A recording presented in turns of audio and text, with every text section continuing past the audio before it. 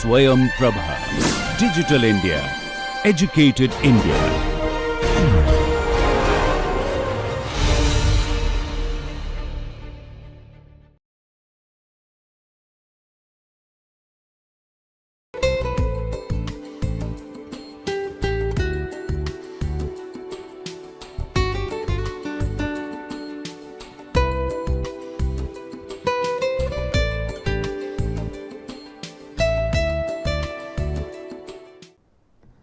Well, welcome back.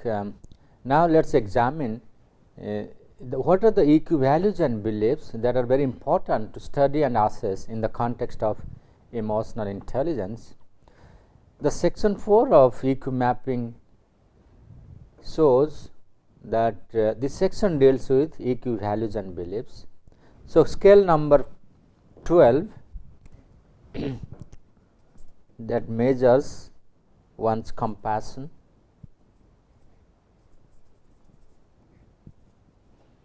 how compassionate a person is.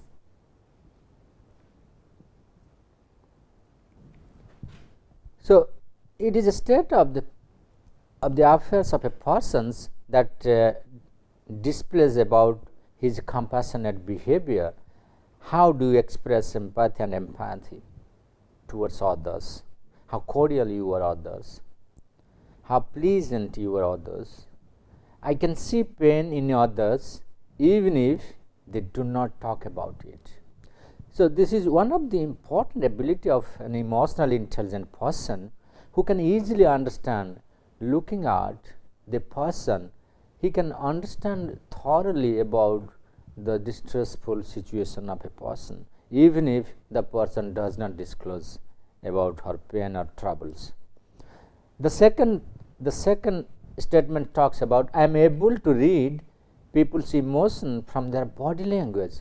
So, compassionate people are very good.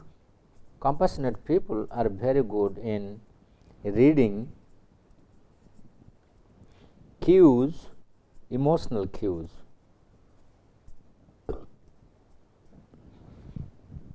From the face of others,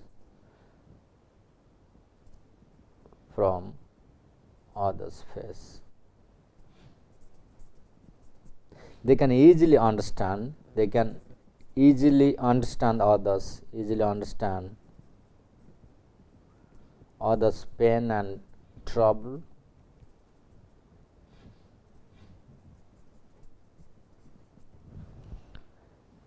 There is one more statement here. The third statement talks about, I act ethically in my dealings with people. So, it also reflects that people, those who are compassionate, they value ethics, they value morality, they act honestly. If you are scoring high on it, then your ethical characteristics or ethical perspective is high. Then, if you look on the next statement, I would not hesitate to go out of my way to help someone in trouble. So, this is also another characteristics of a person who always tries to put his legs in others' shoes. That means the person tries to help out others, going out of their way. I take the feelings of others into consideration in my interaction with them.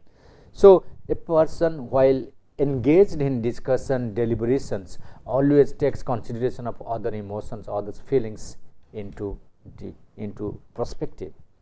I can put myself in someone else's shoe. So, this is exactly what I was telling, that a person goes beyond out of his way helping others.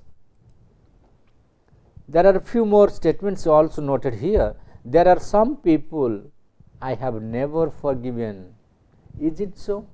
So, if you are scoring high on this statement, you are likely to be negative, you are likely to be revengeful, you are likely to be arrogant, egoistic, you never forgive others. So, this is exactly a negative characteristics of an emotionally intelligent person.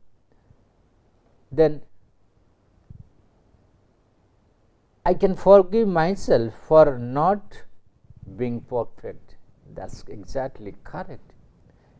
Nobody is perfect in this world. In fact, people, those who tries to be perfect, maybe commit many mistakes in their lives. So,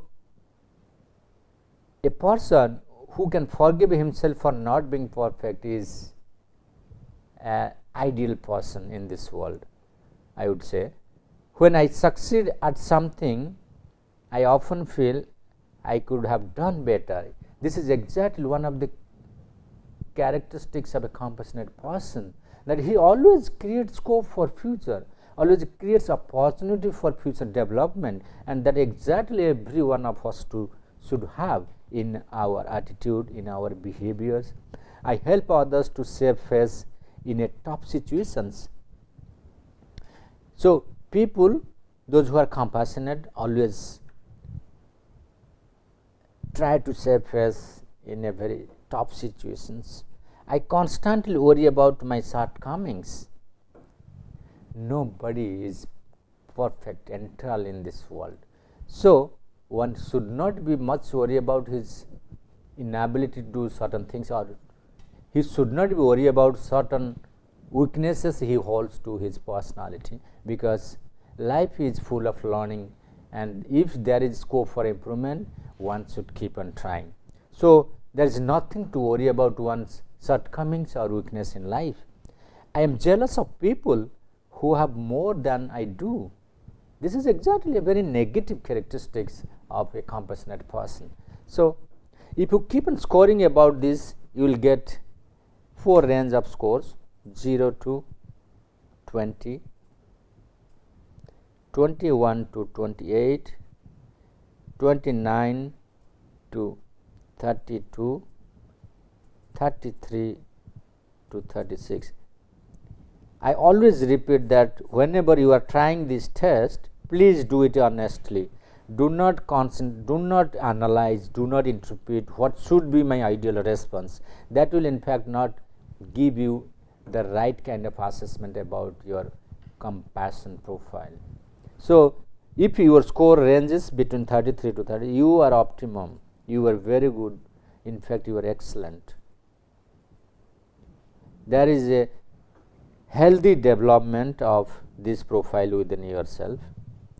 If your score is between 29 to 32, you are proficient, means you are average. Then if you are falling between 21 to 28, then you are vulnerable. You need to develop a lot in order to become a compassionate person. This is called below average or little, and this is very poor, or what you call caution. This is a label. Very little or poor. It reflects a poor state of development of compassion within yourself. You need to flourish it immediately, and immediate attention is required at this stage. So, this is how the compassion shows its importance within a person in order to become emotionally intelligent person. So, moving further, let us examine what exactly outlook is. Outlook is one of the important EQ values of a person.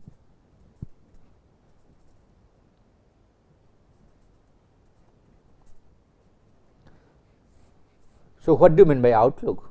Any idea? As a layman, what do you understand? Outlook is nothing but a perspective for the future. A perspective for the future. How do you see your future? How do you see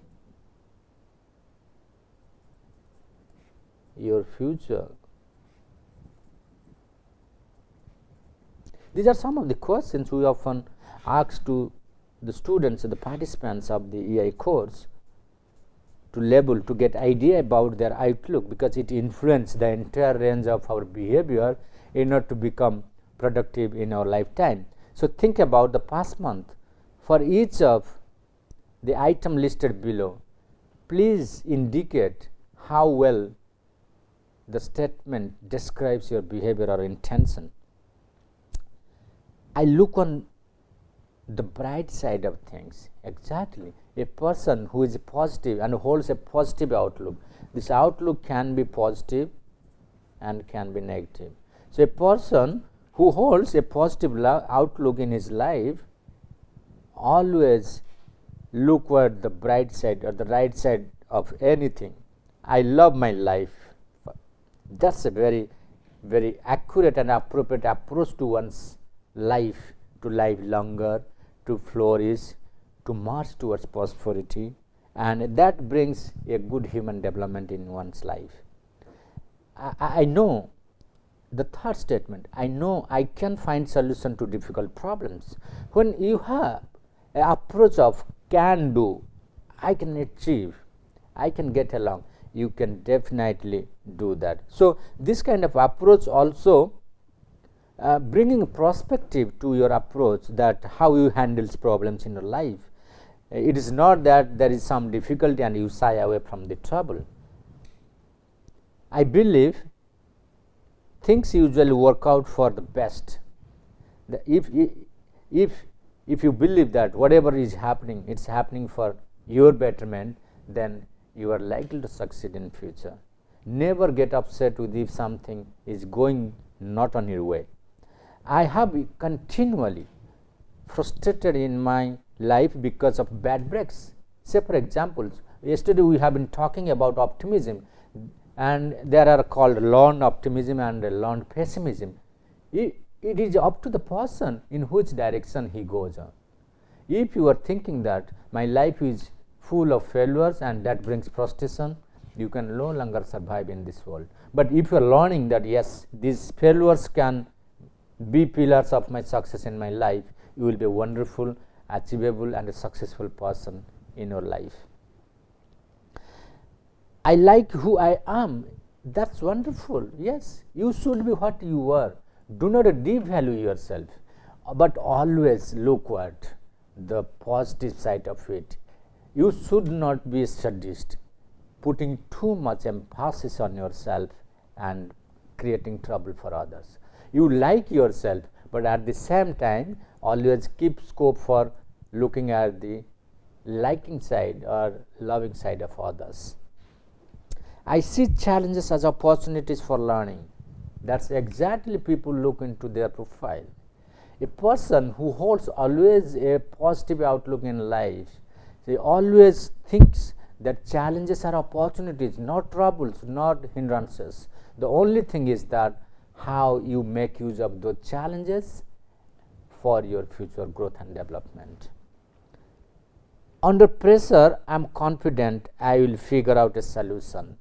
People having a positive outlook always have patience, calm, composure and confident, and always think from various grounds to generate multiple solutions or options to solve their problems and to come out of their pressures they experience. So, after doing this test, you will get again 4 categories of score from 0 to 12. Another is from 13 to 18 and from 19 to 22 and 23 to 24. So, if your score is falling between the first category, the highest score category, then you are at the optimum level. If it is between 19 to 22, then you are proficient. If it is between 13 to 18, then you are vulnerable, and if it is 0 to 12, you are at the stage of caution or cautionary, right. So, this is a very poor state of affairs. This is a warning stage. This is a normal, what we call average stage. but this is the full development of your outlook state of affairs. This is excellent or healthy development, one can say. So, this is how we interpret and analyze one's outlook profile, and we advise people, if they are at the stage of vulnerable or caution stage, on the basis of their score, how they have responded to each specific items, and accordingly we provide them advice and suggestions. Now, coming forward to the next level, what we call the intuition. So, this scale is very important to assess somebody's ideas, intention and behavior, the scale of intuition.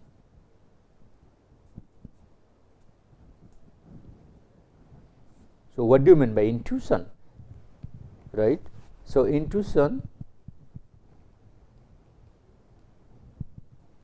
is nothing but listening to your inner voice, listening to your inner voice. So, what is inner voice? While discussing about IQ and EQ, IQ versus EQ, we often say that if IQ is the head, EQ is the hat. There is always exchange between these two. We call it, this is called the software of mind,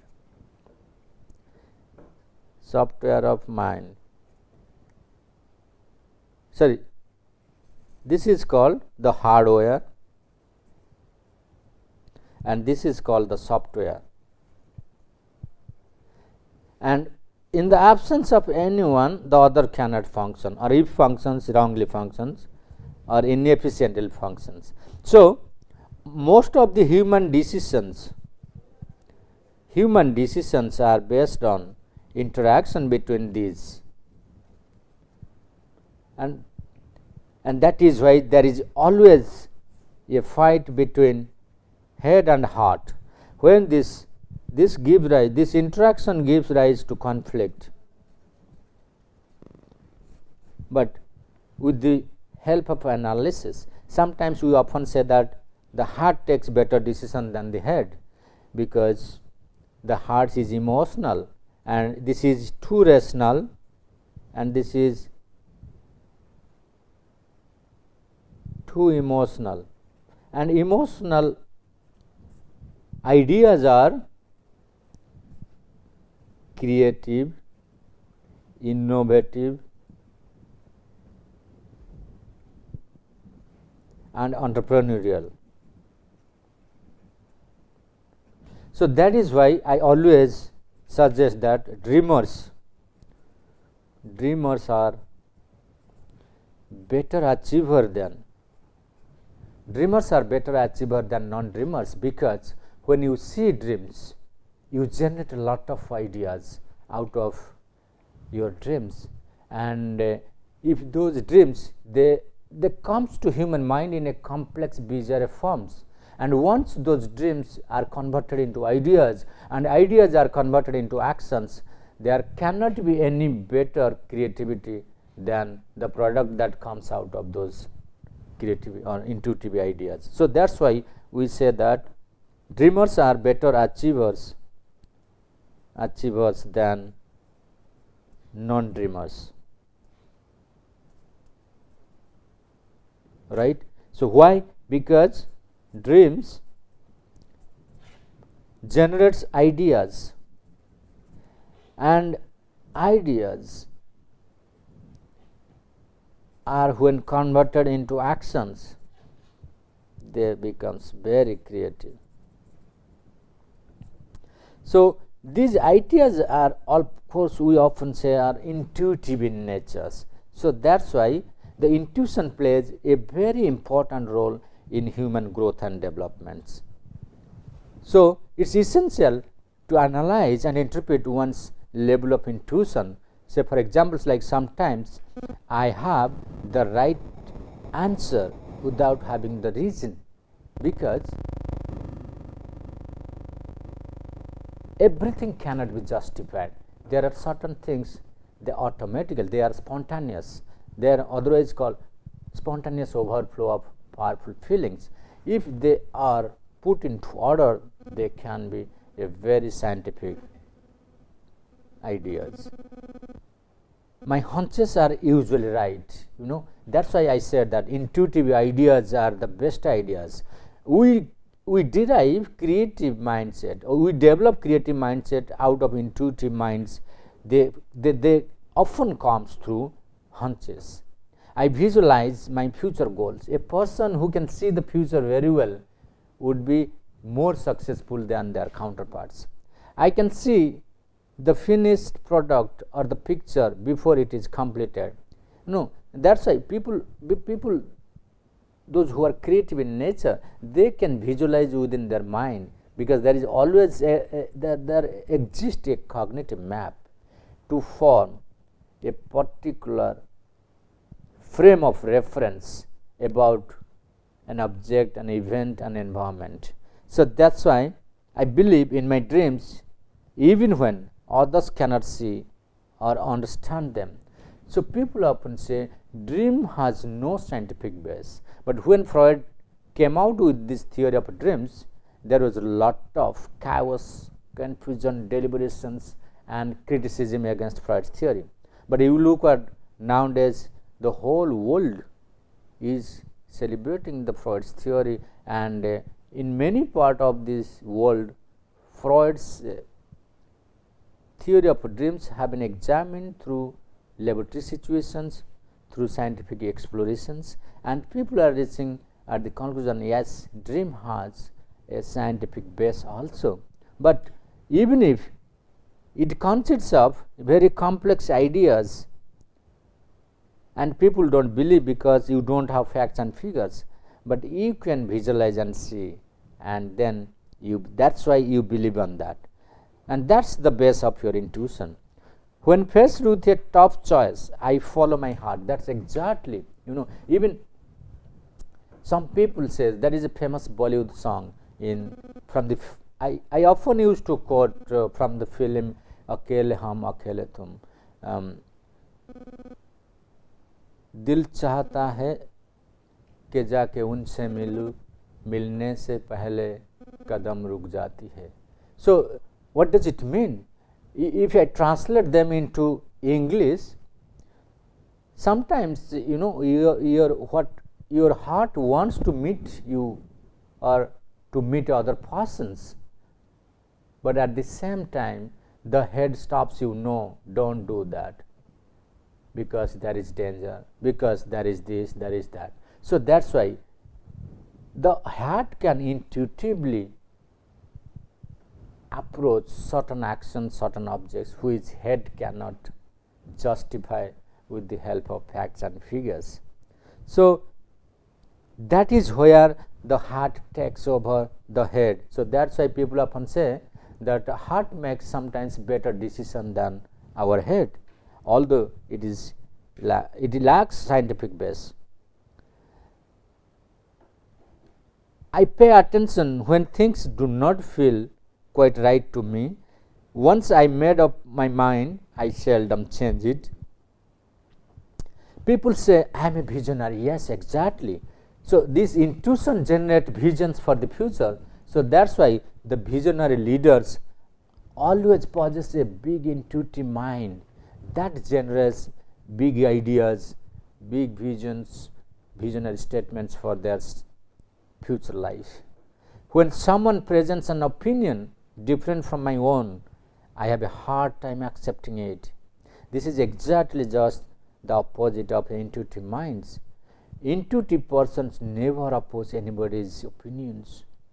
I use gut reactions when making decisions. That's why gut feelings. People say one needs to respect one's gut feelings because big ideas flow from there. So again, you are going to get 4 kind of scores out of this intuition. So this varies from 1 to 17, then 18 to 22, 23 to 28, and 29 to 33. So, if you have a high score on it, you are at the optimum level. If the next highest or the second highest, that is 23 to 28, you are proficient. You are vulnerable if you are having a score between 18 to 22,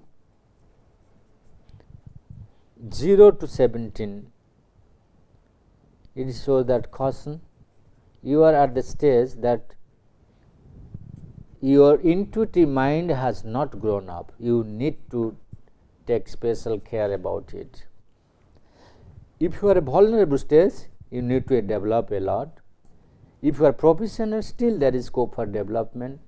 This shows optimum level, shows a healthy development of your intuitive situation, intuition within yourself, or intuitive minds that is present within you. Now, going further, if you examine the next, what we call the trust radius. Trust is not something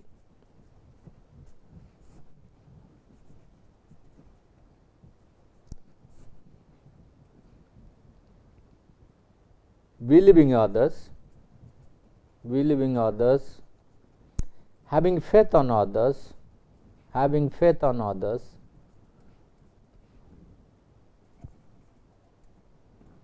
respecting others. So, all these things only comes not having a blind faith on somebody. Somebody is close to you, so that's why I believe. No. So, trust is something, it's a kind of, it's a kind of obligation arising out of one's responsibility.